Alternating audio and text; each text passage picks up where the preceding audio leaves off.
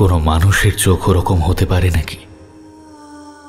সে চোখ যেন অমানসিক, অলৌকিক, কোনো প্রেতাত্মার চোখ।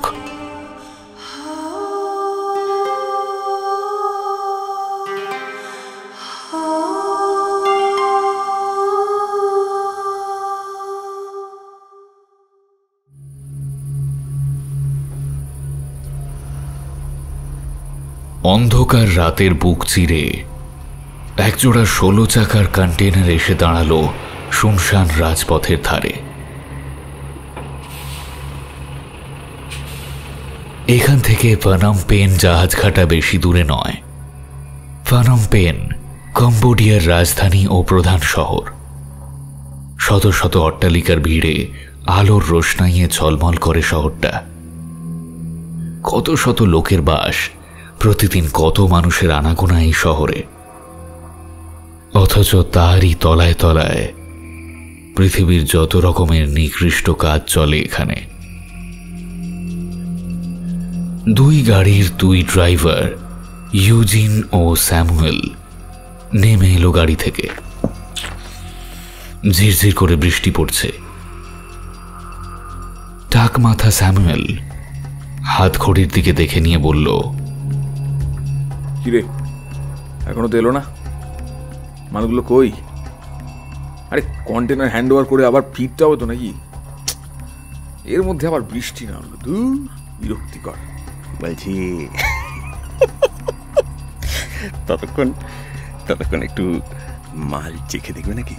হ্যাঁ, সব ইন্ডিয়া, পাকিস্তান, বাংলাদেশের মাল, একেবারে ফ্রেশ, কচি ডবকা, গন্ধ না। চলো না, ততক্ষণ একটু মস্তি করে নি। হ্যাঁ, চুকার, বাতাসেরও কান থাকে। এই কন্টেনার খুললে আমাদের হাবিস করে দেওয়া হবে, সুতরাং এসব কথা মাথাতেও আনিস না। আর এ তোর এক আধটা মেয়ে ছেলের দালালি নয়। দুটো কন্টেনার দেখতে পাচ্ছিস, ওতে অন্তত 40-80টা মেয়ে আছে।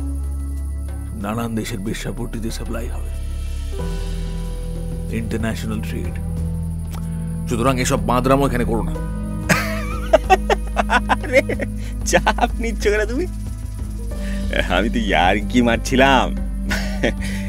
এই দাঁড়াও একটু, হ্যাঁ, একটু হালকা হয়ে আসি। এই বলে বৃষ্টির হাত থেকে সিগারেট বাঁচিয়ে একটু দূরে একটা ঝোপের আড়ালে গিয়ে দাঁড়ালো ইউজিন।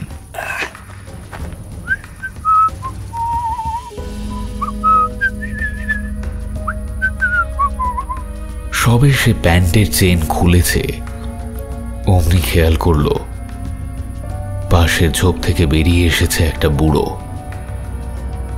বুড়োটা ফ্যাল ফ্যাল করে চেয়ে আছে ওর দিকেই। কে বে? কি চাই? খেকিয়ে ওঠে ইউজিন। ও দেখে বুড়োটা ধীর পায়ে এগিয়ে আসছে ওর দিকে। মুততে দেখিসনি নাকি কাউকে কখনো? হ্যাঁ, সালা বুড়ো ঢ্যামনা। ওর কথা শেষ হতে পারে না, বুড়োটা নিজের পেছনের পকেট থেকে একটা 5 ইঞ্চি ড্যাগার বের করে চালিয়ে দেয় ইউজিনের গলায়। ফিনকি দিয়ে রক্ত বেরোতে শুরু করে। থর থর করে কাঁপতে কাঁপতে পড়ে যায় ইউজিনের দেহটা।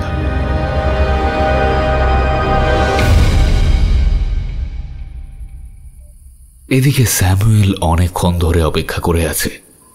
এখনো মাল ডেলিভারি নেওয়ার লোকেরা আসছে না কেন? প্রায় 10 মিনিট হয়ে গেল। এত দেরি তো হওয়ার কথা নয়।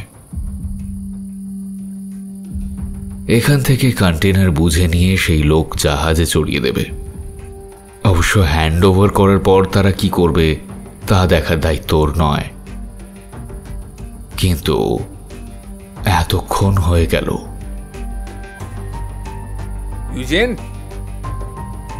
Eugene, where are you, bro? What's taking so long? 4 দিন বাথরুম করনি নাকি? কোনো সাড়া এলো না। চিন্তার ভাঁজ পড়ল স্যামুয়েলের কপালে। সে নিজের কোমর থেকে হ্যান্ড গানটা বের করে এগিয়ে গেল ঝোপটার দিকে। Are you drinking? আবার গাড়ির আড়ালে বসে মদ গিলছো নাকি? তোমায় কতবার বোঝাবো এই কাজের সময় এসব নেশাভান করো না, সমস্যা হয়। বৃষ্টি পড়ছে, দূরের স্ট্রিট ল্যাম্পের আলো এসে পড়েছে বৃষ্টিতে নুইয়ে পড়া কচি ঝোপের চকচকে পাতায়। ও মনে মনে ভাবল, এদিকেই তো এসেছিল ইউজিন, তাহলে গেল কোথায়? এদিক ওদিক দেখতে দেখতে হঠাৎ এক জায়গায় ওর চোখ আটকে গেল। বৃষ্টি স্নাত অ্যাসফল্টের রাস্তায় কতগুলো কালচে কি যেন পড়ে আছে, থকথকে কাদা কাদা। পকেট থেকে মিনি টর্চটা বের করে তাতে আলো ফেলতেই চমকে উঠল স্যামুয়েল। ওই কাদা মতো জিনিসটা আসলে থকথকে রক্ত। বৃষ্টির ফোঁটায় সেই রক্তের চাপ থেকে একটা ক্ষীণ লাল স্রোত বয়ে যাচ্ছে রাস্তার কিনারার দিকে। ঝুঁকে পড়ে সেটাই দেখছিল সে। হঠাৎ তার কাঁধে একটা টোকা পড়ল। পিছন ফিরে স্যামুয়েল দেখল একটা বুড়ো লোক দাঁত বের করে হাসছে।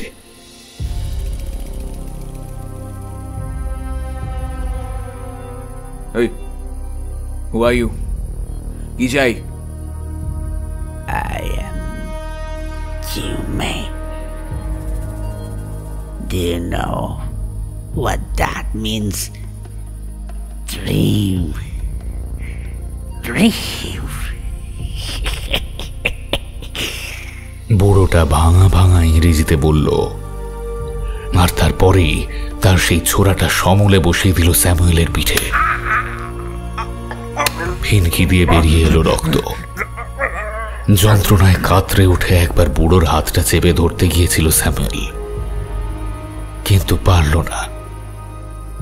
পিঠে গেঁথে যাওয়া ছুরি তুলে নিয়ে আবার একই জায়গায় বসিয়ে মোচড় দিল সেই বৃদ্ধ। মাটিতে লুটিয়ে পড়ল স্যামুয়েলের শরীরটা। বুড়ো ইউমে ওর হাত ঘড়িটা দেখল। কাজ শেষ, এবার এখান থেকে সরে পড়া দরকার। আর মিনিট খানেক, তারপরেই পুলিশ এসে উদ্ধার করবে মেয়েগুলোকে। আগেই যথাস্থানে খবর দিয়ে রেখেছে সে। নতুন জীবন পাবে নিষ্পাপ কচি প্রাণগুলো। মানুষরূপী জানোয়ারগুলোর হাতে আর তাদের জীবনটা শেষ হবে না। আর যদি প্রয়োজন পড়ে তবে সে তো রইলই।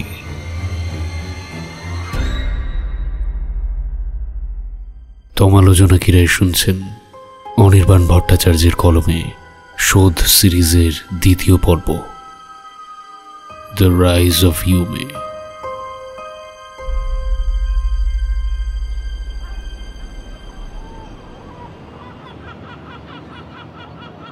সমুদ্রের ধারে ছোট্ট একটা বন্দর শহর ওকাজাকি। ছোট শহর হলে কি হবে, পৃথিবীর আর 5টা শহরের মতন এরও চতুর্দিক বেশ আধুনিক। ঝাঁ চকচকে দোকানপাট, বাজার হাট, 5 তারা হোটেল, বহুতল অট্টালিকা, কি নেই সেখানে। তবে এসবই শহরের পশ্চিম দিকে। ওকাজাকি বন্দর লাগোয়া শহরের পূব প্রান্তে আবার ভিন্ন চিত্র। সেখানে দারিদ্র্য, অসহায়তা, জীবন সংগ্রামের এক অবিমিশ্র রূপ প্রতি মুহূর্তে প্রতিটা ছোট গলির মোড়েই অপেক্ষা করে থাকে। সভ্যতার বোধহয় এটাই স্বরূপ। তার একদিকে যেমন 1000 ওয়াটের হ্যাজাকের আলো, অন্যদিকে তেমনই আধার রাতের কালিমা। একদিকে সচ্ছলতা আর প্রাণ প্রাচুর্যের প্লাবন, তো অন্যদিকে থুঁকতে থাকা শীর্ণকায় খয়াটে চেহারার কিছু হতাশ জীবন্ত সব। হ্যাঁ, সবই বটে। পশ্চিমের প্রাণের রসদ যোগাতে যোগাতে ক্রমাগত দরিদ্র থেকে দরিদ্রতর হয়ে পড়েছে এই পূব পাড়া। নিত্য নৈমিত্তিক যে কোনো সামগ্রী এই পূব প্রান্তেই তৈরি হয়। তারপর সেসব পৌঁছে যায় আমির পাড়ার ধনী ও হাসি খুশি মুখগুলোর কাছে। এই পূব দিকের পাড়ার নাম সোয়ানশা, আর পশ্চিমের পাড়ার নাম ওকাকুশান। জাপানি ভাষায় সোয়ানশার মানে নির্মাতা, আর ওকাকুশানের মানে ভোগী। শহর যখন তৈরি হয় তখন সোয়ানশাই ছিল তার ভিত্তি। বন্দরকে কেন্দ্র করে গড়ে ওঠা এই ছোট্ট শহরের ঘাড়ের উপর পা রেখে বেড়ে ওঠে ওকাকুশান এলাকা। সারা পৃথিবীতে যত বড় বড় শহর আছে তার একটাই মিল, ঝাঁ চকচকে শপিং কমপ্লেক্সে যারা কেনাকাটা করে কিংবা শীততাপ নিয়ন্ত্রিত বহুতলে যারা বাস করে, তাদের এঁঠো খাবার জন্যই হাঁ করে চেয়ে থাকে আর এক দল। সেই দল গিয়ে বাসা বাঁধে কোনো নোংরা অস্বাস্থ্যকর ঘিঞ্জি এলাকায়। আমরা বলি বস্তি, ওরা বলে সুরামো মাচি। আমরা দেখি দরমার বেড়া কিংবা টিনের তৈরি দেওয়াল, মাথায় পরিত্যক্ত বস্তা, ত্রিপল অথবা বিজ্ঞাপনী ফ্লেক্সের টুকরো দিয়ে ছাওয়া কয়েকশো ঘর। নর্দমা, মলমূত্র আর মানুষ এক জায়গায় ঘেঁষাঘেঁষি করে রয়েছে। ইউমে দেখত কাঠের বাড়ির সারি। সেই বাড়িগুলোর তেল চিটে দেওয়ালের দুধারে দুটো করে পরিবার, কোনো পরিবারে 5 জন তো কোনো পরিবারে 7 জন। তাদের জামা শুকোতে দেওয়া নিয়ে মারামারি, পায়খানা প্রস্রাব নিয়েও। আর রাত হলেই পাড়ার ব্যাটা ছেলেদের কাজ থেকে ফিরে আকণ্ঠ মদ গিলে বউ ছেলে মেয়েদের অকথ্য গালাগাল এবং বেধড়ক মার। এই চিত্রটাও বোধহয় সারা পৃথিবীর মানচিত্রে একই। অন্ধকার ও আলোর সংগ্রাম, সভ্য ও অসভ্যের লড়াই। ইউমের জন্ম এই সোয়ানশাতে। বাবা হারাকুমে আর মা আকারির একমাত্র সন্তান ইউমে। বিয়ের প্রায় 10 বছর পর তাদের সন্তান হয়। বাবা স্বপ্ন দেখত ছেলে বড় হয়ে অনেক রোজগার করে তাদেরকে ওই পশ্চিমের পাড়ায় নিয়ে যাবে। বড় অট্টালিকায় একটা 2 কামরার ফ্ল্যাট হবে। ফ্ল্যাটের জানলায় ছোট্ট বনসাইয়ের টবে খেলে বেড়াবে প্রজাপতি। তাই হারাকুমে ছেলের নাম রাখল ইউমে, অর্থাৎ স্বপ্ন। হারাকুমে ছিল বন্দরের জাহাজ কারখানার মজদুর। সে জানত পৃথিবীতে শ্রমের বিকল্প কিছু নেই। উদয়াস্ত খেটে পয়সা রোজগার করা ছাড়া এ মানব জীবনের আর কোনো উদ্দেশ্য থাকতে পারে না। ছোটবেলা থেকে অনেক অভাব অনটন দেখেছে হারাকুমে, তাই ছেলের কাছে প্রত্যাশা ছিল আকাশ ছোঁয়া। তবে সিনেমার মতো এই গল্পেও ছেলের ইচ্ছে ছিল পৃথক। সে ফাঁকা জানলার পাল্লা দিয়ে পাশের বাড়ির ছেঁড়া চটের ব্যাগের ফুটো দিয়ে গলে আসা দিনের প্রথম সূর্যকিরণ ভালোবাসত। তাদের বস্তির পাশেই যে ছোট্ট ঝোপ জঙ্গলটা আছে, সেখানে হলদেটে বুনো ফুলের ওপর লাফিয়ে বেড়ানো বেগুনি প্রজাপতিদের সাথে খেলা করত। শেষ বিকেলে বন্দরের সমুদ্রের ঢেউয়ের ওপর এক মাথার সোনালি আকাশ দেখে আনন্দ পেত। বৃষ্টির রাতে তাদের টিনের চালের টাপুর টুপুর শব্দ শুনে বুঁদ হয়ে যেত। বাপের মতো লোহালক্কড় আর হাতুড়ি পেরেখের স্বপ্ন দেখত না ইউমে। কিন্তু হারাকুমের মাথায় সেসব ঢুকত না। সে বুঝতেই পারত না যে বিশ্বজয়ের জন্য জন্মেছে তাকে পাড়ার মাঠে বেঁধে রাখা অন্যায়, পাপ। যার উড়ান গোটা আকাশ জুড়ে তাকে কুয়োর ব্যাং করে রাখা যায় না। গোল বাঁধল এখানেই। পৃথিবীর হাজার হাজার বাপের মতো হারাকুমেও চেয়েছিল ছেলের জীবনটা ছোট থেকেই নিয়ম নিষ্ঠা আর কাজের ধারায় বইয়ে দিতে। ছেলেকে পড়ানোর ক্ষমতা তার ছিল না, তাই জাহাজ কারখানার বড় কর্তাদের হাতে পায়ে ধরে জুনিয়র লেবারের পদে বহাল করিয়ে দিয়েছিল ইউমেকে। সকাল 8টা থেকে রাত 8টা অবধি ডিউটি। কাজ বলতে জাহাজ তৈরিতে ব্যবহার হবে এমন ধাতব পাত পিটিয়ে সোজা করা, কাঠের তক্তা চেরাইয়ে সাহায্য করা, ভারী মোট বওয়া। মোদ্দা কথা, ওই অল্প বয়সেই জীবনের ভারী বোঝা ইউমের ছোট্ট চোখের পাতায় চাপিয়ে দিয়েছিল হারাকুমে। এসব একেবারেই ভালো লাগতো না ইউমের, তাই একটু চোখের আড়াল হতে পারলেই কারখানা থেকে দৌড় দিত সে। পালিয়ে গিয়ে বসে থাকত দূরের নির্জন সমুদ্র সৈকতে অথবা বাড়ির পাশে সেই ঝোপের মাঝে। একা একা বসে বসে প্রকৃতির রূপ রস গন্ধ শুষে নিত। প্রকৃতির মাঝে বসে থাকলে তার খিদে তৃষ্ণাও পেত না। এক একদিন তো সারাদিন না খেয়ে কাটিয়ে দিত।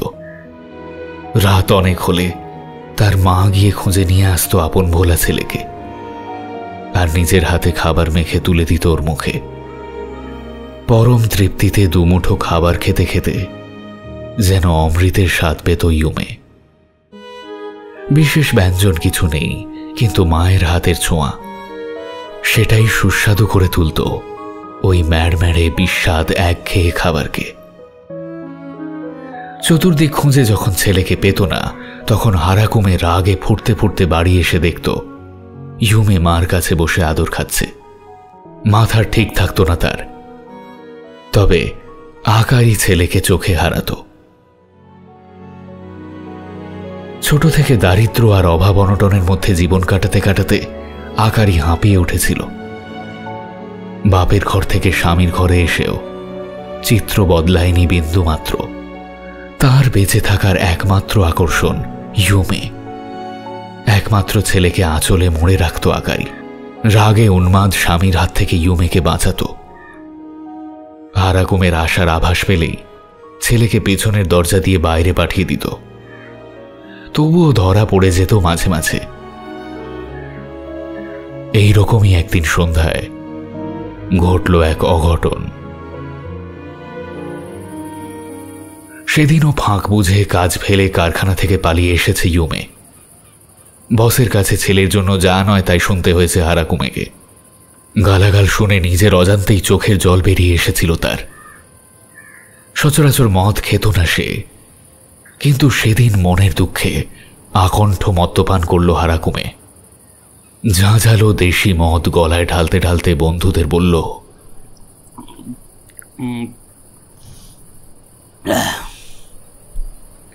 আমি সারাদিন এখানে আমার মাথার ঘাম পায়ে ফেলছি, মুখে রক্ত তুলে খাচ্ছি, আর আমার ছেলেটাকে দেখেছ সারাদিন টো টো করে গায়ে হাওয়া লাগিয়ে ঘুরে বেড়াচ্ছে। ভবিষ্যতের কোনো চিন্তা আছে ছোট লোকটার? আরে তুই দুটো রোজগার করলে তোরই জীবনটা তৈরি হবে, আমার কোনো লাভ হবে কি? ঠিক সালা, ঠিক। আমরা হচ্ছি সালা কুলোর বলদের মতো। সারা জীবন শুধু পরিবারের জন্য খেটে গেলাম। না আছে নিজের আমোদ আহ্লাদ, না আছে নিজের কোনো শখ টক। কত বছর যে বস্তি বাইরে পা রাখিনি ভুলেই গেছি। ঘর থেকে কারখানা, আর কারখানা থেকে এই মদের ঠেক। সারা জীবনটা এখানেই শেষ হয়ে গেল। হ্যাঁ, নিজে না খেয়ে ছেলে পরিবারের জন্য সঞ্চয় করি, একটা হাতটা পয়সা জমা করতে করতে তাদের শখ আহ্লাদ পূরণ করি, ওদের মুখে খাবার তুলে দিই, আর এই তার প্রতিদান। হ্যাঁ, মদ্যপ হারাকুমের মন বিতৃষ্ণায় ভরে যায়, বিষিয়ে ওঠে তার অন্তর। মদের ঝাঁঝে আর বন্ধুদের উস্কানিতে চণ্ডাল রাগ বাসা বাঁধে ওই শীর্ণকায় শরীরটায়। 3 ইয়েন দিয়ে কেনা দেশি মদের কালো বোতলটা নিয়ে উঠে দাঁড়ায় সে। টলতে টলতে বাড়ির পথে রওনা হয়। অন্ধকার রাতের আকাশে মিটমিট করে জ্বলতে থাকা তারার দল দেখে। উন্মত্ত এক হতাশ মানুষ এগিয়ে চলেছে আরো আঁধারের দিকে। বাড়ি ফিরে হারাকুমে দেখে ছোট্ট ইউমে কাচের বয়ামে বন্দি জোনাকির দলের খেলা দেখছে। প্রায় অন্ধকার ঘরের একমাত্র আলোর উৎস একটি বাল্ব।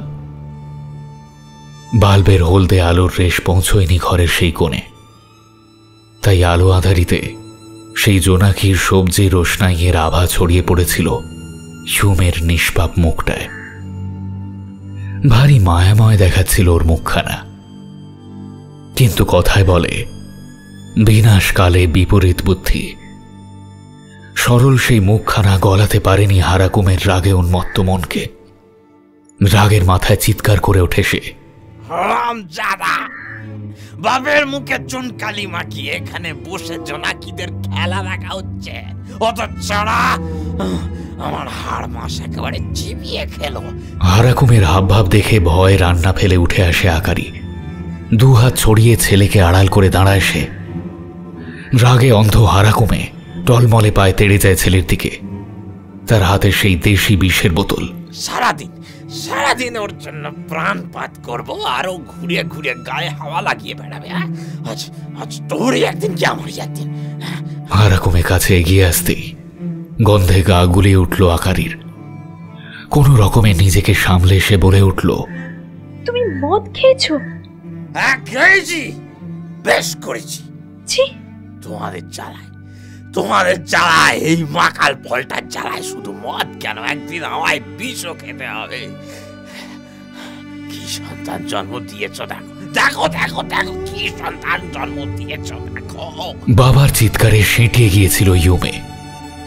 ভয়ে সাদা হয়ে গিয়েছিল তার মুখখানা। মায়ের আড়ালে দাঁড়িয়ে থরথর করে কাঁপছিল সে। হারাকুমের এমন রূপ ও আগে দেখেনি কখনো। তার কাঁপা হাতে ধরা ছিল সেই জোনাকি ভর্তি কাঁচের বয়ামটা। বয়ামের ভেতরের জোনাকিগুলো কেমন যেন নিস্তেজ হয়ে আসছে। নিজের ছেলেকে এমন ভাবে গালাগাল দেবে? আর দেব, ওর জন্য আজ আমার কারখানার সাহেবের কাছে কত কথা শুনতে হয়েছে জানো। ও ছেলে মানুষ, না হয় একটা ভুল করেই ফেলেছে। আমি বলছি ইউমে আর কখনো কাজে ফাঁকি দেবে না। আকারি নানাভাবে বরের রাগ শান্ত করার চেষ্টা করে, কিন্তু মদের ঝাঁজ ততক্ষণে হারাকুমের মাথার ভেতর তালগোল পাকিয়ে দিয়েছে। কোনো কিছু বলেই তাকে আর শান্ত করা যায় না। আবার গর্জে ওঠে সে, তুমি সামনে থেকে সরে যাও বলছি। তোমার আশকারা পেয়ে পেয়ে আজ এমন বাদর হয়ে উঠেছে। আজ ওকে ওর শাস্তি পেতেই হয়। জড়ানো গলায় বলা শব্দ সমষ্টির সাথে হারাকুমের ঠোঁটের ফাঁক দিয়ে গড়িয়ে পড়ল লালা। বস বসিয়ে বেরিয়ে আসছে উগ্র মদের গন্ধ। সামনে থেকে সরে না আকারি। ক্রোধনমত্ত হারাকুমে রাগের মাথায় হাতের মদের বোতলখানা তুলে নিয়ে ছুঁড়ে মারল বউয়ের আড়ালে দাঁড়ানো ইউমেকে লক্ষ্য করে। কিন্তু সেই বোতল লক্ষ্যভ্রষ্ট হয়ে লাগল আকারির মাথায়। মাথা চেপে ধরে মাটিতে লুটিয়ে পড়ল সে। ফিনকি দিয়ে রক্ত বেরিয়ে এলো ক্ষতস্থান থেকে। ভিজে গেল হলদে আলোয় ঢাকা ঘরের মেঝে। ধীরে ধীরে অন্ধকার হয়ে এলো আকারির চোখের সামনেটা।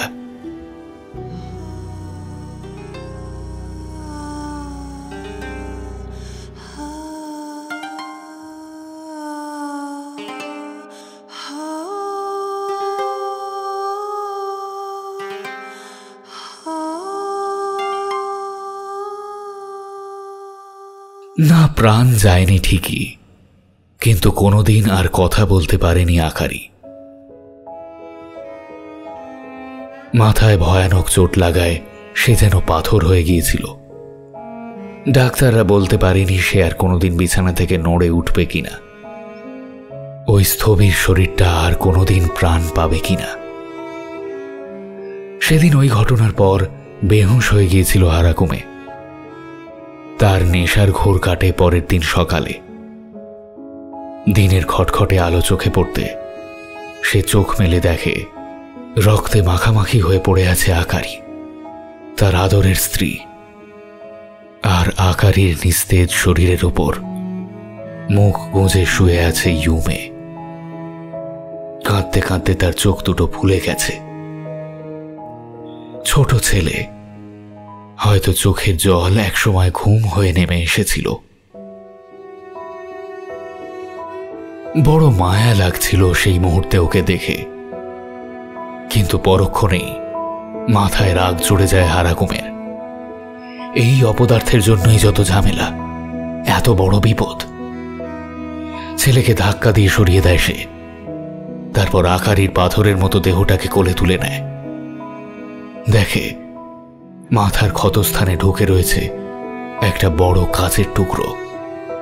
রক্তক্ষরণ হতে হতে কখন যেন শুকিয়ে জমাট বেঁধে গেছে। কালচে রক্তের স্পর্শ লাগে হারাকুমের হাতে। বস্তির লোকজন মিলে আকারিকে নিয়ে যায় কাছের ডাক্তারখানায়, আর সেখানেই পরের ধাক্কা খায় হারাকুমে। ডাক্তার জানায় মাথায় গুরুতর চোট লাগায় কোমায় চলে গেছে আকারি।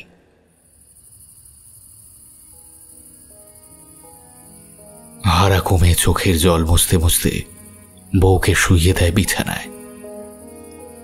তারপর মার পাশে বসে থাকা ইউমেকে শাসায়। হতভাগা, তোর জন্যই আজ আমার আরাকির এই হাল। তোর জন্যই আজ সে বিছানায় মরার মতো শুয়ে আছে। হয়তো আর কোনোদিন আমি তার ডাক শুনতে পাবো না, হয়তো আর কোনোদিন তার গলার মিষ্টি গান শুনতে পাবো না, তার হাতের সুস্বাদু খাবার খেতে পারবো না। আর এই সবই হয়েছে তোর জন্য, তোর জন্য। মনে রাখিস, এই সবের জন্য তুই দায়ী, চোরের বাচ্চা। তোর জন্য আজ আমার এত বড় ক্ষতি হয়ে গেল। হতভম্ব ইউমে কোনো জবাব দিতে পারে না। কিভাবে সে তার মায়ের এই অবস্থার জন্য দায়ী হলো।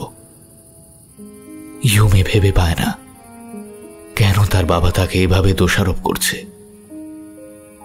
বাবাকে সে কথা জিজ্ঞেস করতেও ভয় লাগে তার। এতদিন তোর মা তোকে আগলাতো, এতদিন তোর মা তোকে আমার হাত থেকে আড়াল করতো, কিন্তু সে রাস্তা এবার বন্ধ। আজ থেকে রোজ কাজে যাবি তুই।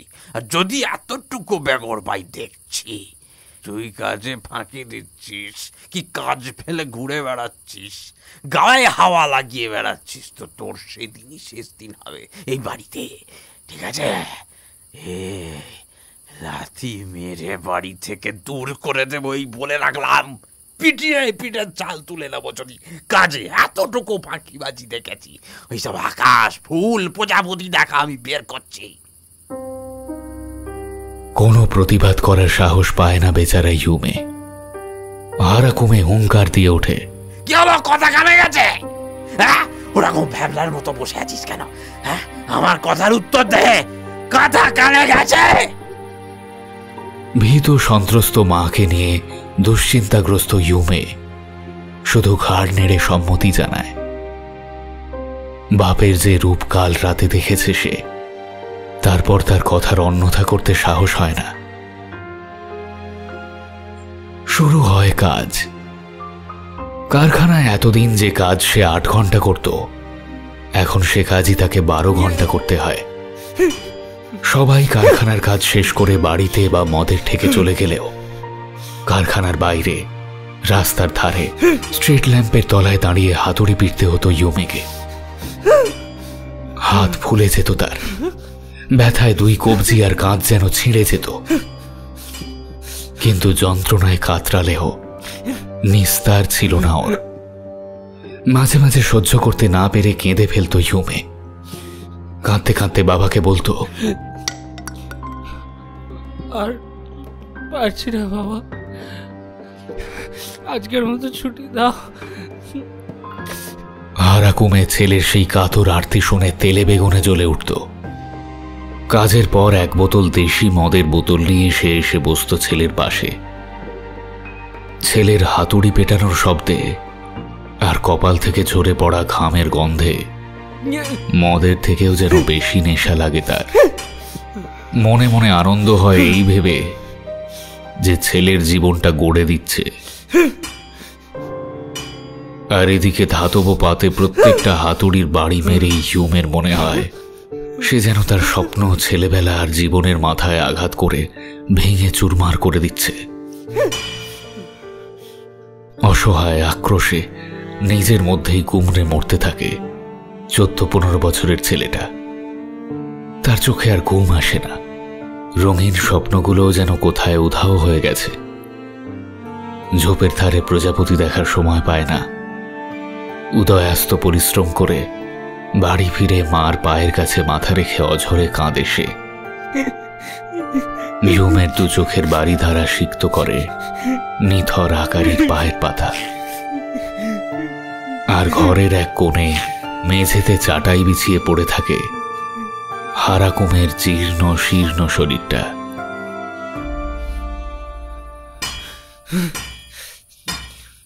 একদিন সন্ধ্যায় হাতুড়ি পিটতে পিটতে কাতর কণ্ঠে ইউমে বলে, বাবা,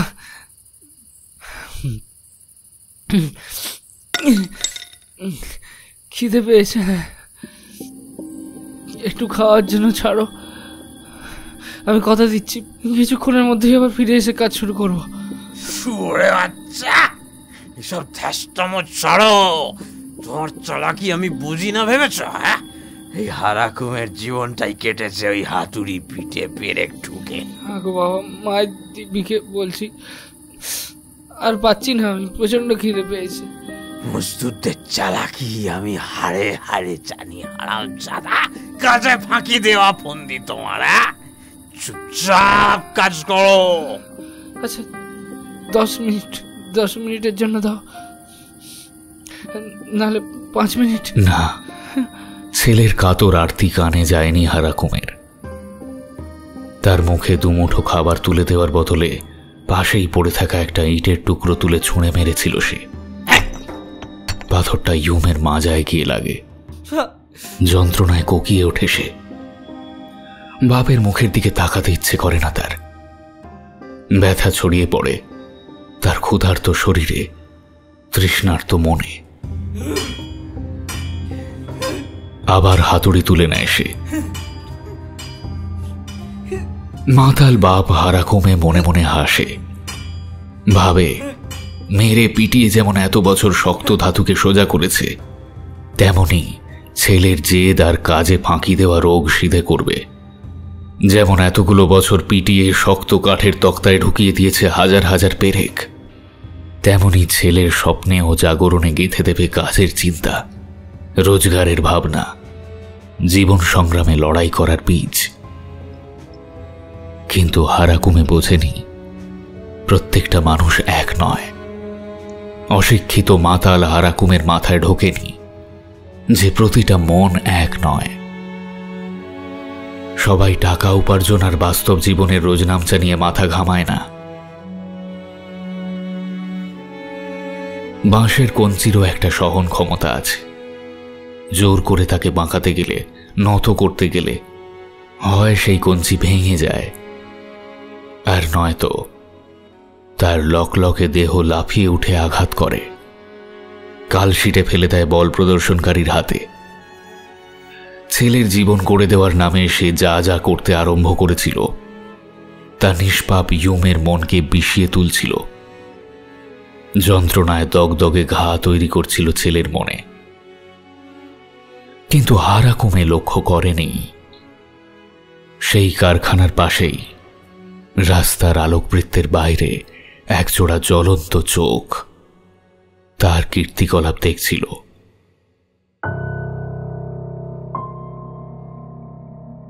একটা অন্ধকার অবয়ব নিশ্চুপে জরিপ করছিল ইউমের যন্ত্রণার পরিধি।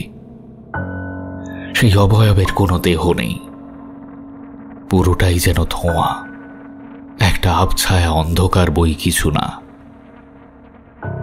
তার শুধু একজোড়া জ্বলন্ত নীল চোখ আছে, আর আছে একটা ঠোঁট।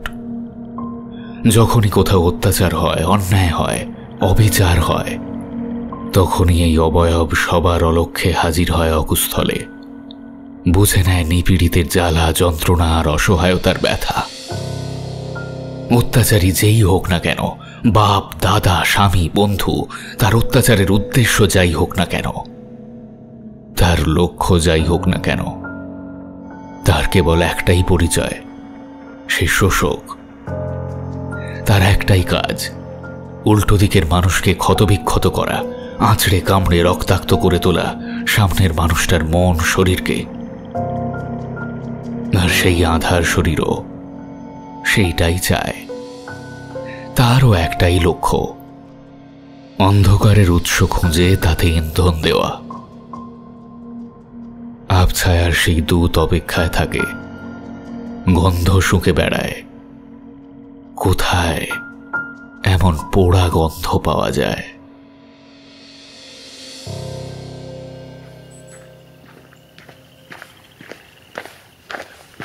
সেদিন রাতে ক্লান্ত বিধ্বস্ত ইউমে বাড়ি ফিরে অনেক দেরি করে। হারাকুমে তার খানিকটা আগেই ফিরে এসেছিল। ঘরের বাতি নেভানো। বন্ধ দরজা ঠেলে ভিতরে ঢুকেই চমকে ওঠে ইউমে।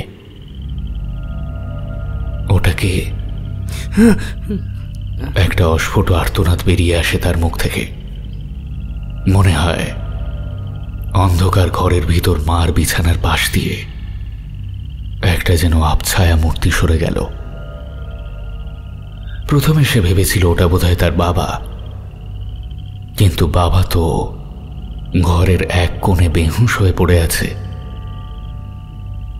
মদের ঘোরে তার নড়াচড়া করার সামর্থ্য নেই।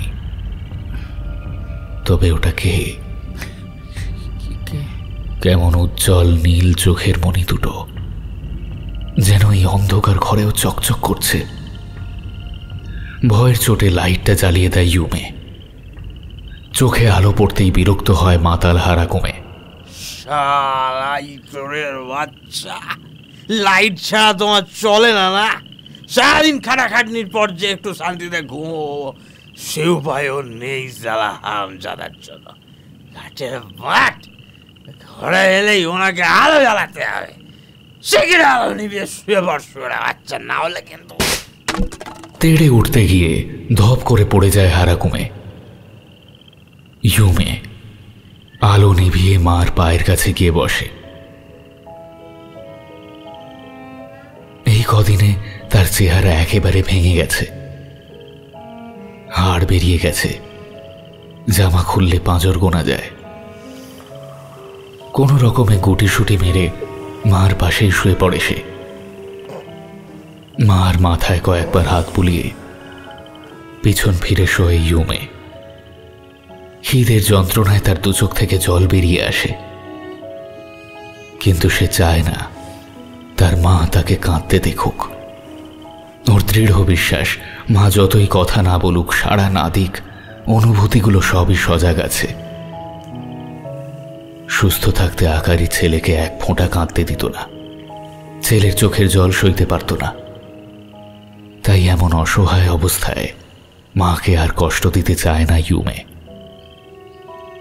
মার দিকে পিছন ফিরে নিঃশব্দে কেঁদে চলেও। হঠাৎ অন্ধকার মেঝের দিকে চোখ যায় তার। কে যেন একটা শুয়ে আছে খাটের তলায়।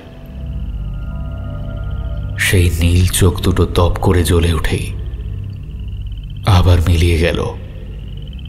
ভয়ে কেঁপে ওঠে কিশোর ইউমে। সন্তর্পণে খাট থেকে নেমে বিছানার তলায় উঁকি দেয়। না, সেখানটা বেবাক ফাঁকা, কোনো জনপ্রাণীর চিহ্ন নেই সেখানে। তবে সে কি ভুল দেখল? পেটের খিদে তবে কি মাথাও কাজ করা বন্ধ করে দিয়েছে? নিজের চোখ দুটো ভালো করে রোগড়ে আবার মেঝের চারপাশটা দেখে নিল। চোর ছেঁচোর ঢোকেনি তো? না না, কোনো মানুষের চোখ ওরকম হতে পারে নাকি? সে চোখ যেন অমানসিক, অলৌকিক, কোনো প্রেতাত্মার চোখ। আর তাছাড়া তাদের এই বস্তির ঘরে আছেটাই বা কি যে চোর চুরি করতে আসবে? নির্ঘাত খিদের চোটে সে ভুল দেখেছে।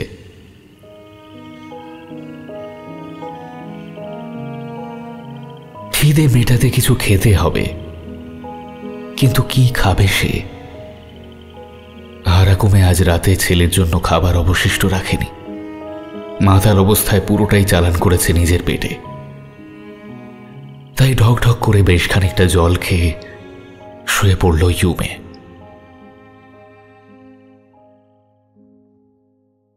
পরের দিন আবার সেই একই ঘটনার পুনরাবৃত্তি। সারাদিন পরিশ্রমের পর বাড়ি ফিরে দরজা খুলতেই আবার ভূত দেখার মতো চমকে ওঠে সে। অন্ধকার ঘরের এক কোণে পড়ে আছে হারাকুমে, আর একদিকে বিছানায় শুয়ে আকারি। আর আকারির নিথর দেহের ওপর ঝুঁকে দাঁড়িয়ে আছে একটি অবয়ব। আঁতকে ওঠার আগে আজ অবয়বটাকে আরেকটু ভালো করে দেখে সে। লোকটার হাত পা কেমন যেন ধোঁয়া ধোঁয়া, আবছা, তবে তার চেহারা আকৃতি অনেকটা ইউমের মতোই। তাই সে যেই হোক, তাকে লোক না বলে ছেলে বলাই উপযুক্ত। তবে ছেলেটি তার পিছন দিকে ফিরে থাকলেও ইউমের মনে হলো সে ওর উপস্থিতি টের পেয়ে গেছে, কারণ হঠাৎই সেই অবয়বটা সরে গিয়ে ঘরের আঁধারে মিলিয়ে গেল। ঘরে ঢোকে এসে ইউমে অন্ধকারেই হাতড়ে হাতড়ে চারপাশটা দেখল। কোথাও কেউ নেই।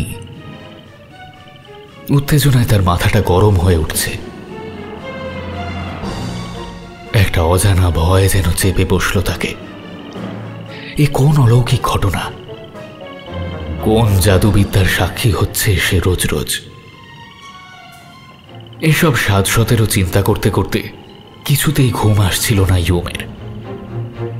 ছটফট করতে করতে বিছানায় উঠে বসল সে। না, এই উদ্ভট চিন্তা আজ তার ঘুমের ১২টা বাজিয়ে দিয়েছে। কিছুতেই ঘুম আসবে না। খাট থেকে নেমে অন্ধকার ঘরেই বেশ খানিকক্ষণ পায়চারি করল ইউমে। মাথার ভেতর বিদঘুটে সব চিন্তা ডালপালা ছড়িয়ে রেখেছে। এত সহজে সেই জট ছাড়ানো যাবে না। একটু বাইরে বেরিয়ে তাজা হয়ে এলে কেমন হয়, এই ভেবে নিঃশব্দে ঘর থেকে বেরিয়ে এলো সে।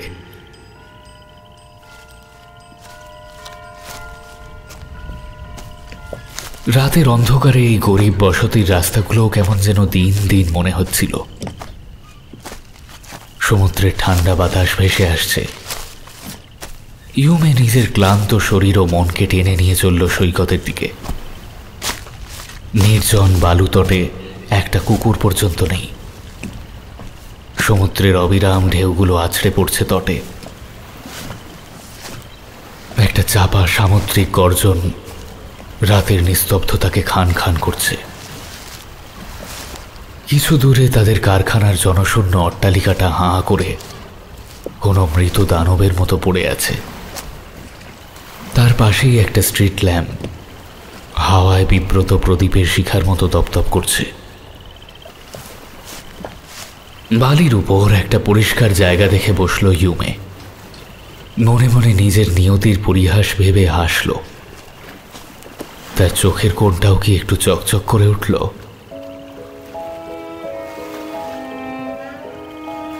এখানে চোখের জল লুকোবার কোনো প্রয়োজন নেই। মা তো নেই আশেপাশে, তবে কিসের থেকে সে লুকোবে নিজের কষ্ট।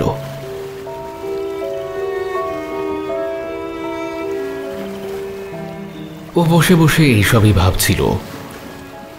হঠাৎ খেয়াল করল দূরে যেন কে দাঁড়িয়ে আছে।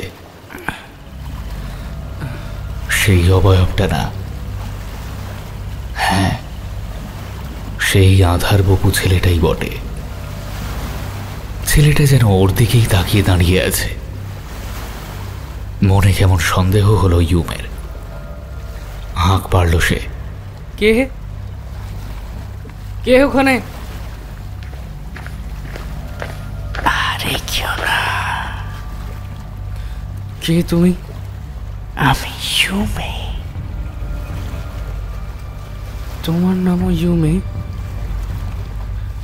তুমি এমন অন্ধকারে দাঁড়িয়ে কেন? কাছে আসো। তুমি কি কাল এবং আজ আমার বাড়ি গিয়েছিলে? তুমি কি ম্যাজিক জানো? অমন করে উধাও হয়ে যাও কি করে? একটা ব্যঙ্গাত্মক হাসি খেলে গেল সেই অবয়বের লাল ঠোঁট দুটোয়। তুমি কি চোর? অন নিশ্চুপে আমার বাড়িতে ঢুকেছিলে কেন? বিশেষ কারণে। কি কারণে? গন্ধ শক্তি। গন্ধ? কিসের গন্ধ? আতঙ্কের, কষ্টের, যন্ত্রণার, হাহাকারের। কার কষ্ট? কিসের যন্ত্রণা? যদি বলি তোমার, কতদিন সহ্য করবে এই অত্যাচার? আকাশ দেখবে না আর কোনোদিন? প্রজাপতির উড়ে বেড়ানো, দূরের দিগন্তে নৌকার আসা যাওয়া দেখবে না? স্বপ্ন দেখবে না আর ইউমে? কিন্তু বাবা, পৃথিবীতে সবাই স্বপ্ন দেখতে পারে না ইউমে। সবাই স্বপ্নের আকাশে উড়ান দিতে পারে না। রোজ নামচা হিসাব নিকেশ করার হাজার হাজার মাথা আছে, কিন্তু স্বপ্ন দেখার মতো লোক কই? বাবা আমার সে সুযোগ দেবে না। স্বপ্নের পথে কোনো কিছুই বাধা হতে পারে না ইউমে। সেই বাধা টেনে হিঁচড়ে উপড়ে ফেলতে হয়। মাথায় রেখো, তোমার স্বপ্নের যে বড় কিছুই নয়। আমি কি করব? কি করব তাহলে? সেসব সময় মতো বলবো। খালি মনে বল রেখো, জানবে আলো দিয়ে সবসময় পৃথিবীর ভালো জিনিস তৈরি হয় না। মাঝে মাঝে তার জন্য আধারের আশ্রয় প্রয়োজন হয়।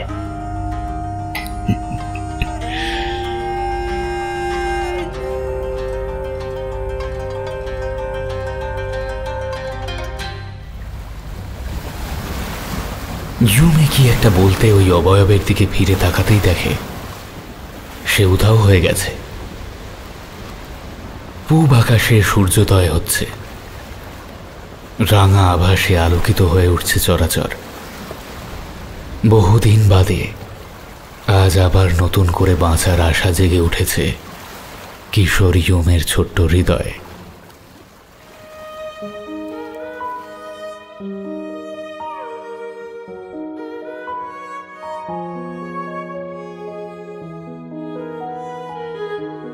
এরপর থেকে প্রায়ই সেই অজানা বন্ধুকে দেখতে পায় ইউমে। কখনো কারখানার কোনো অন্ধকার শেডের তলায়, কখনো সমুদ্রের কিনারে, কখনো আবার বাড়ির পিছনের ঝোপ জঙ্গলের আবডালে। বেশ বন্ধুত্ব হয়েছে এই দুই শরীরী এবং অশরীরীর মধ্যে। যখনই নিজের আত্মসম্মানে আঘাত পায়, যখনই নিজের স্বপ্নে চোট খায়, তখনই সেই নতুন ইউমেকে আশেপাশের কোনো অন্ধকার কোণে আবিষ্কার করে সে। এই তো সেদিন এক কারখানা লোকের সামনে হারাকুমে তার ছেলেকে বেধড়ক মারল, কোনো বিশেষ কারণ ছাড়াই। তার কড়া পড়ে যাওয়া হাতে মেরে মেরে ইউমের শরীরের জায়গায় জায়গায় কালশিটে ফেলে দিয়েছিল। শরীরের যন্ত্রণা যত না পীড়া দিয়েছিল, তার থেকে অনেক বেশি আঘাত লেগেছিল মনে। না, বাবা মেরেছে বলে ইউমের কোনো কষ্ট লাগেনি, কিন্তু এক হাট লোকের মাঝে ওই রকম চোর পেটানোর মতো মারায় তার আত্মসম্মান কারখানার তেলকালিতে মিশে গিয়েছিল। তার কিছুক্ষণ পরে কারখানার পিছনের ওই নোংরা দুর্গন্ধময় বাথরুমের পাশে নতুন বন্ধুকে দেখেছিল ইউমে। জায়গাটা অস্বাস্থ্যকর, দিনের আলো আসার জন্য একটা ঘুলঘুলি মাত্র রয়েছে। ইউমে দেখল তার সেই নতুন বন্ধু হাতছানি দিয়ে তাকে ডাকছে। ধীর পায়ে এগিয়ে গেল ইউমে। খুব লেগেছে না? উত্তর দেয় না ইউমে। অবয়ব আবার বলে, শরীরের ব্যথা তো কমে যাবে, কিন্তু অপমান, আজ সকলের সামনে ওই লোকটা যে তোমায় অপমান করলো, তোমার মনে যে আঘাত তৈরি করলো, তার যন্ত্রণা কিভাবে ভুলবে ইউমে? কি করবো বলো? হাজার হোক বাবা তো শাসন করার অধিকার আছে তার। এটা শাসন। এভাবে শাসনের নামে নিজের অপারগতা, জীবনের প্রতি বিতৃষ্ণা, মনের ঝাল মেটানো। তুমি আর কতদিন চুপ করে থাকবে?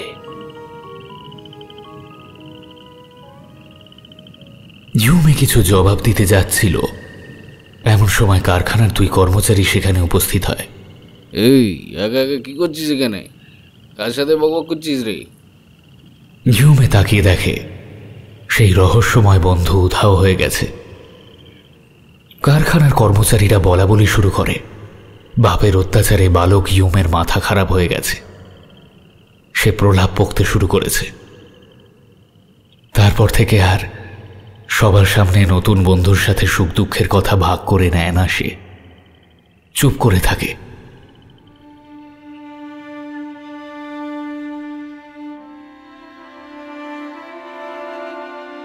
আকারির অবস্থাও হঠাৎ বিগড়তে শুরু করেছে। সেবা যত্ন এবং সুষম পথ্যের অভাবে একটু একটু করে তার শরীর ছেড়ে দিতে শুরু করেছে। মাঝে মাঝেই বিছানায় পায়খানা প্রস্রাব করে ফেলে। কাজ থেকে ফিরে ওই ক্লান্ত শরীরেই হাসি মুখে সেসব পরিষ্কার করে ইউমে। মাকে পরিচ্ছন্ন পোশাক পরিয়ে দেয়, ওষুধ খাইয়ে দেয়। কিন্তু আরাকুমে আর সহ্য করতে পারে না এসব। যে মানুষটা একদিন স্ত্রীকে জান দিয়ে ভালোবাসত, আগলে রাখত, সে আজকাল বাড়ি ফিরে দুর্গন্ধে নাক সিটকোয়, অকথ্য গালাগাল করে, মাঝে মাঝে তেড়ে আসে জুতো বা মদের বোতল নিয়ে। আজকাল ইউমে ঢাল হয়ে দাঁড়ায় তার মায়ের সামনে। গালাগাল থেকে শুরু করে বাপের মার সবটাই মুখ বুজে সয়ে নেয়। আরাকুমের অত্যাচার মাতলামি যতই বাড়ছে, ততই যেন নতুন বন্ধুর আসা যাওয়ার পরিমাণ বেড়ে চলেছে। আজকাল দিনের আলোতেও তাকে দেখতে পাই ইউমে। ধীরে ধীরে সেই আবছায়া অবয়বটা শরীর পাচ্ছে, যেন নিজের সামনে হুবহু নিজের প্রতিচ্ছবি দেখতে পায় সে, যেন কেউ তার সামনে একটা আয়না বসিয়ে দিয়েছে। খালি দুটো শরীরের মধ্যে একটাই ফারাক, নতুন ইউমের চোখের মণি গাঢ় নীল আর ঠোঁট দুটো টকটকে লাল, যেন এক্ষুনি সে কারো রক্ত পান করে উঠে এসেছে। নতুন ইউমে দাঁত বার করে হাসে আর বলে, আরো আরো সইবে ইউমে। বাবা হলেই কেউ এমন অত্যাচারের অধিকার পায় বুঝি? হ্যাঁ, ইউমে বোঝে সেই নতুন বন্ধুর তার এই যমজ শরীরটার কথা সে বাদে আর কেউ শুনতে পায় না। তাই সেও সবার সামনে তার কথার উত্তর দেয় না, আড়ালে আবডালে জবাব দেয়। বাবা আবার আগের মতো হয়ে যাবে, দেখো। ওই মদটাই তো সব শেষ করে দিল। মদ না থাকলে বাবা আবার... মদ তো আর জোর করে কেউ তার হাতে তুলে দেয়নি। মাথায় রেখো, সয়ে চলার কোনো শেষ নেই। দেওয়ালে পিঠ থেকে যাওয়ার আগেই ঘুরিয়ে প্রতি আক্রমণ করো, প্রতি আক্রমণ। অবয়বের কথায় তেমন পাত্তা দিত না ইউমে, তবে সে আবার আগের মতো প্রকৃতি দেখতে, স্বপ্ন দেখতে শুরু করেছিল। ভালোবাসতে শুরু করেছিল আকাশ, বাতাস, সমুদ্রকে। কিন্তু হঠাৎই একদিন তাল কাটল। কাজ থেকে বাড়ি ফিরে ইউমে দেখল তার মা শ্বাস নিচ্ছে না। ঘরের এক কোণে পাগলের মতো বসে আছে তার বাপ। ভয় বুক কেঁপে উঠল তার। দৌড়ে গিয়ে ডেকে আনলো ডাক্তারকে। ডাক্তার নাড়ি দেখে জবাব দিয়ে দিল, আর কখনোই চোখ মেলে তাকাবে না আকিরা। তার হৃদস্পন্দন স্তব্ধ হয়ে গেছে, নিভে গেছে জীবনদীপ। পাড়া প্রতিবেশীরা মিলে ধরাধরি করে আকিরার দেহ গোরস্থানে নিয়ে গেল। বিধিমতো সব সেরে টলতে টলতে বাড়ি ফিরল ইউমে। আরাকুমে আকিরার শূন্য করে যাওয়া বিছানায় বসে দেশি মদ গিলতে লাগলো। ইউমে গিয়ে বসলো বাড়ির পিছনের ঝোপটায়। আজ সেই বেগুনি প্রজাপতিটার সাথে আর একটা হলুদ প্রজাপতি এসেছে। ঘাস ফুলের উপরে সেই জোড়া প্রজাপতি উড়ে উড়ে বেড়াচ্ছে।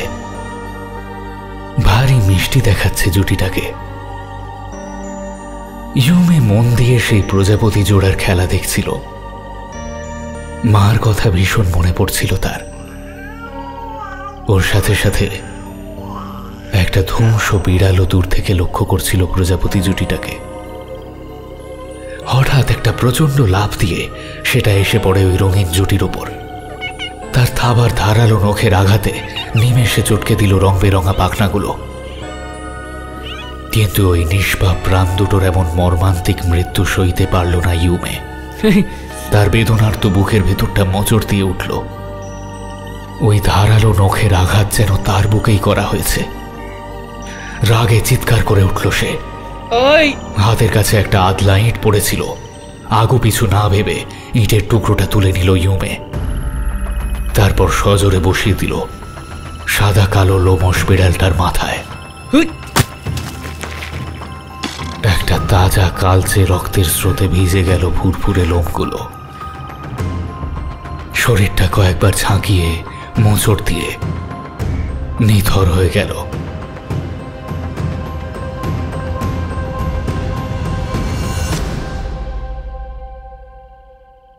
বিড়ালটাকে শাস্তি দিয়ে ইউমের মনটা যেন পরম শান্তিতে ভরে উঠল। এই পৃথিবী থেকে অন্তত একজন অত্যাচারীকে সরিয়ে দিতে পেরেছে সে। মুখ প্রতিবাদ ক্ষমতাহীন একজোড়া নিষ্পাপ প্রাণের হয়ে বদলা নিতে পেরে মাথার ভিতরটা যেন একটা অজানা আনন্দে ভরে উঠেছিল তার। কি মনটা ভালো লাগছে? হঠাৎ কানের কাছে সেই যমজ বন্ধুর কণ্ঠস্বর শুনতে পেল ইউমে। হ্যাঁ, একটা অদ্ভুত শান্তি হচ্ছে। এরকমই হয় যে তোমার জীবন নরক করে তুলবে, প্রতি মুহূর্তে তোমাকে নিজের থাবার তলায় রাখার চেষ্টা করবে, তোমার স্বপ্নের পথের কাঁটা হয়ে দাঁড়াবে। সেই কাঁটাকে পথ থেকে উপড়ে তুলে ফেলতে হয়, তবেই ন্যায় প্রতিষ্ঠিত হয়। কিন্তু আমি শাস্তি দেওয়ার কে? শাস্তি তো দেবেন ঈশ্বর, বিধাতা। ঈশ্বর? কোথায় ঈশ্বর? যখন একজন মাতাল তার বউকে মেরে জীবন্ত লাশ বানিয়ে দেয়, যখন একজন উন্মাদ তার ছেলেকে ক্রমাগত নিপীড়ন করে, যখন একজন ধনী একজন দরিদ্রের জীবনের সব রসদ অপহরণ করে, তখন কোথায় থাকে তোমার ঈশ্বর? আজ যে প্রজাপতি দুটোর প্রতিশোধ তুমি নিলে, তুমি জানো ওই দুটো নিষ্পাপ প্রাণের কাছে তুমি তাদের ঈশ্বর। স্থবির হয়ে বন্ধুর কথা শুনে ইউমে মনে মনে ভাবে, তাই তো, ঈশ্বর তো আমাদের হয়ে দুষ্টের দমন করেন। আজ তো সে ঈশ্বরের কাজই করেছে, সাজা দিয়েছে এক খুনিকে। ইউমে অস্ফুটে বলে ওঠে, তাহলে এখন আমি কি করব? মার মৃত্যুর প্রতিশোধ। নতুন ইউমের চোখে আবার জ্বলে উঠেছে সেই নীল আগুন। প্রতিশোধ? প্রতিশোধ নেবে না ইউমে? নেব। তবে চলো, চলো আমার সাথে চলো। ইউমেকে নিয়ে ঘরের ভিতরে যায় সেই অশরীরী। তারপর হারাকুমিকে দেখিয়ে বলে, ওই দেখো, বিছানায় বসে আছে তোমার মার খুনি। দেখো, তোমার স্বপ্নের খুনি। নাও প্রতিশোধ, ছিনিয়ে নাও ওর জীবন, বুঝিয়ে দাও অসহায়কে বারবার আঘাত করতে নেই। হারাকুমে চিৎকার করে ওঠে, কি দেখছিস ওভাবে?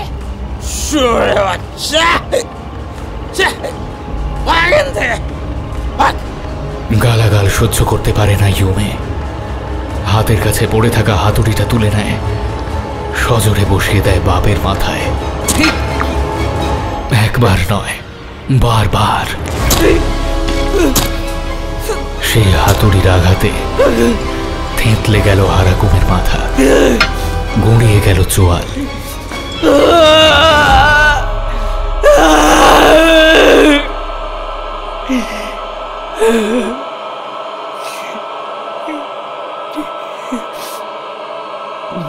ইউমে দেখল ধীরে ধীরে তার নতুন বন্ধু উধাও হয়ে যাচ্ছে। তুমি কোথায় যাচ্ছ?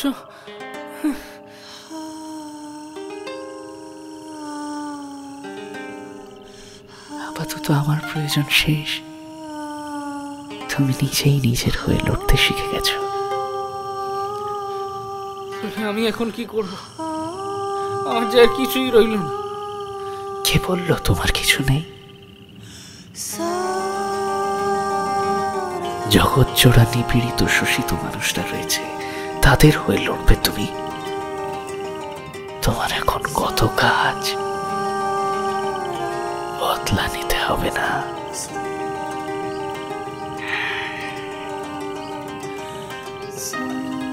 ধীরে ধীরে মিলিয়ে গেল সেই অশরীরী। চারপাশে আঁধার নেমে আসছে। হয়তো সেই রহস্যময় অশরীরীর কথাই সত্যি। ভালোর জন্য কখনো কখনো আধারের আশ্রয়ও প্রয়োজন। ঘর ছেড়ে রাস্তায় বেরিয়ে এলো ইউমে। বঞ্চিত শোষিত অসহায়রা যে অপেক্ষা করে আছে তার জন্য।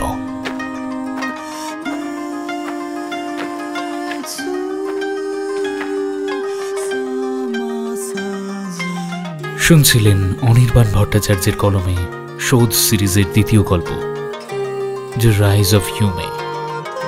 গল্প পাঠে ছিলাম আমি তমাল। বিভিন্ন চরিত্রে আমার সঙ্গে ছিল কৌশিক, এনামুল, রিতম, প্রদীপ্তা এবং নীল। সাউন্ড মাস্টারিংয়ে সায়ন, সাউন্ড মিক্সিংয়ে আমি তমাল। শেষ হল শোধ সিরিজের দ্বিতীয় গল্প, দ্য রাইজ অফ ইউমে। এই ইউমে চরিত্রটি রহস্যজনকভাবে আমরা পাই এই সিরিজের প্রথম গল্প শান্তাতে। শান্তা যারা এখনো শোনেননি তাদের জন্য লিংক রইল ডেসক্রিপশনে। সকলে ভালো থাকবেন। শুভরাত্রি।